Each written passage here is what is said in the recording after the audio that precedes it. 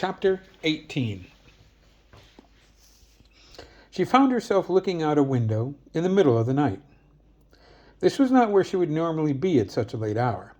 She is a respectable shop owner and, in truth, a pillar of the community. On any other day, she would have been abed hours ago. Her days at Flowery's started early to exceptionally early, as she were picking up the daily order for her thriving floral boutique. The evening had started with her abduction. There had been no violence involved, so that was fortunate. In truth, her kidnapper was quite handsome and near urbane, but the implied violence was almost palpable and had left her weary with its influence. She had been driven here in the fanciest motor coach she had ever seen. It truly was a thing of beauty. Her abductor had left her in this room with an efficient radiator and left her a blanket to keep the chill off as well. In fact, she would have been quite comfortable and almost charmed at her treatment if she didn't know that the man was, for lack of a better word, a monster. She knew that she was on the beach, on the south side of the city. Having lived here most of her life, she was very familiar with the west side, where she lived, and the south side as well. Based on what she knew of her son's employer, she knew that she was just beyond the normal reach of the man's enterprise in the southwest part of her city. She had been brought up several flights of stairs and left in this large room. There was only one door, which had been locked when her kidnapper took his leave, and one large picture window. The space was mostly empty and roughly 10 by 15 meters in measure. She spent some time wandering about the space with the blanket around her shoulders to keep off the chill. The door was heavy, with a sturdy lock. She knew that even if she could somehow open the door, she would be unable to leave the building because there were half a dozen rough men in the room at the other end of the hall. The only way off this floor was to pass that room, so she was here for the foreseeable future. Her exploration of the room took her by the large picture window. The glass in the window was thick and weathered, and she could find no way to open it. Even had she the means to do so, there was a sheer drop of several stories to the century-old wooden dock that butted up against the building. The large chamber was dusty from lack of use, and the only furniture in it was a small table with 2 chairs and a camp cot pulled close to the efficient radiator. Since it was late and there was no way out, she made herself as comfortable as she could on the camp cot. It actually was not that bad. The cot was quite sturdy, made of wood and heavy canvas. All she needed was her pillow and perhaps a nice cup of tea. For all outward appearances, she was very composed and seemingly unconcerned about her situation, but of course she was worried about what the morning would bring. She knew the nature of her kidnapper and his reputation. It had been somewhat chilling when he had produced that ivory-handled razor earlier in her shop. It was a lovely thing in truth, but she found it disturbing the way he fondled it, while ostensibly offering it for her to examine. She shivered briefly when she recalled his last words to her before he left and locked the door behind him. He had told her, "It's not personal, you see, but I need a way to control that son of yours." She had nodded slightly at this statement, and he said, "If it needs to be done, I'll make it quick and painless." She shivered and thought to herself, "That's nice of him." She had no illusions about what the man meant. Earlier in the shop, she had told her kidnapper that she had lived a full life and made peace with the Lord, and that was all true, but she certainly did not want to die. It was late, and she had been through a bit this evening, so despite the unusual circumstances, she found herself drifting off to sleep. Some of her last conscious thoughts were of her son. She had called her son Teague since he was in primary school. It was after he had been called to the headmaster's office for severely beating a larger boy who was several years his senior. There had been extenuating circumstances, and it took some effort to get to the bottom of the fracas. In her frustration with the headmaster, she had referred to her son by their surname. After that, she even used that manner of address when speaking to him directly. She found herself looking out a window in the light of a new day. From her position on her cot, she could see a clear blue sky. She rose from her sleeping place and stretched. She could tell that it was a little later than her normal waking hour, but still early for most. She was surprised to find that the rest on the camp cot had been quite lovely. At her age, she usually rose with a few aches and pains that one would expect a woman of her years to have. But this morning, there were none. She thought to herself, maybe I should get kidnapped more often. Just as she was wondering where she was going to be able to do her morning business, the door opened and a dark-haired man poked his head inside. It was not her kidnapper, but rather a plain-looking man of Mediterranean descent. "Good morning, Senora," he said to her. "Did you wish to use the loo?" Without thought, she replied, "That would be lovely." The man opened the door and gestured for her to join him. She exited the large chamber, and the man walked her down the hall to the other room where she had seen half a dozen rough sorts the previous evening. This room was larger than the one she had spent her evening in, and there were 3 other men inhabiting it currently. 2 men were at a large table, and one was on the far side of the room, apparently cooking something on a cast-iron stove. It smelled delicious. The plain gentleman must have noticed her appreciating the aroma, because he said, "After you're done with your morning ablutions, I will get you a plate of breakfast." She smiled a bit, partly because she was famished, not having had anything to eat since lunch yesterday, and partly because the food did smell delicious. "That would be lovely, young man," she told her guide. He smiled in return as she continued, "I must say, this has been the nicest kidnapping." The man nodded slightly and said, "Vittorio told us that you were to be treated with respect." His tone was light, but she noticed that when he mentioned her kidnapper by name, his face notably tensed up. He escorted her across the room to another doorway and told her, "I'll wait for you here, Senora." She made her way through the door to a small Spartan washroom. It took her roughly 10 minutes to go through her morning business, as well as she could, given the situation and bare functionality of the washroom. As she went about her routine, she looked for a way out. There was none. One window high on the wall provided light, and there was only the one door.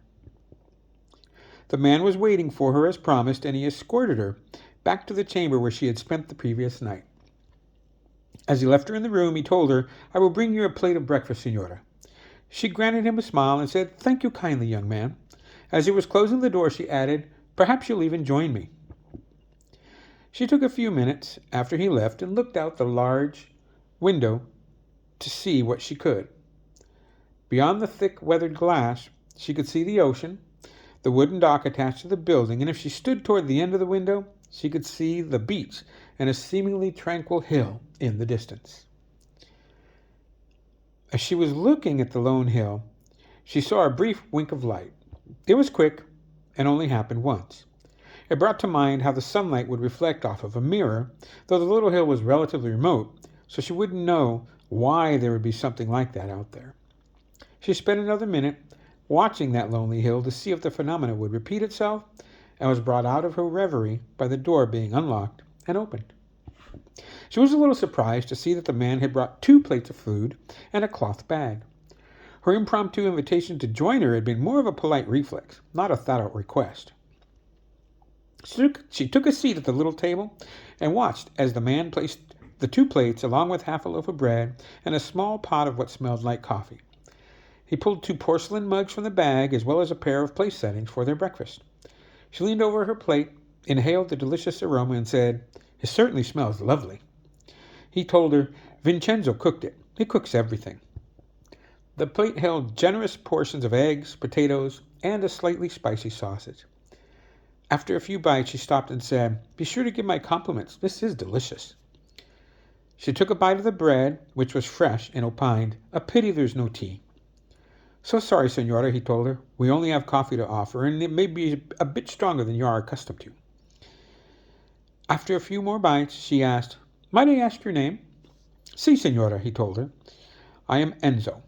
"Well, thank you, Enzo, for this delicious repast." She continued, "When my son comes, and he will come, I'll be sure to let him know how kindly you treated me." She noticed the man react to the mention of her son in a manner similar to when her kidnapper was mentioned. He nodded a slight smile and said, "I know your son by reputation." The man took a sip of coffee and added, "Honestly, I think I would prefer to be a friend to him rather than an adversary." She leaned forward. "Maybe you and I can do something about that, Enzo." He looked intrigued, and she asked, Is there any way you could let me go? He looked conflicted for a few moments. He took a bite of eggs and sausage. She waited while he chewed thoughtfully. After his last bite, he said, I wish that I could, Senora. He took a sip of coffee and continued, I don't like that Vittorio has brought family into this thing.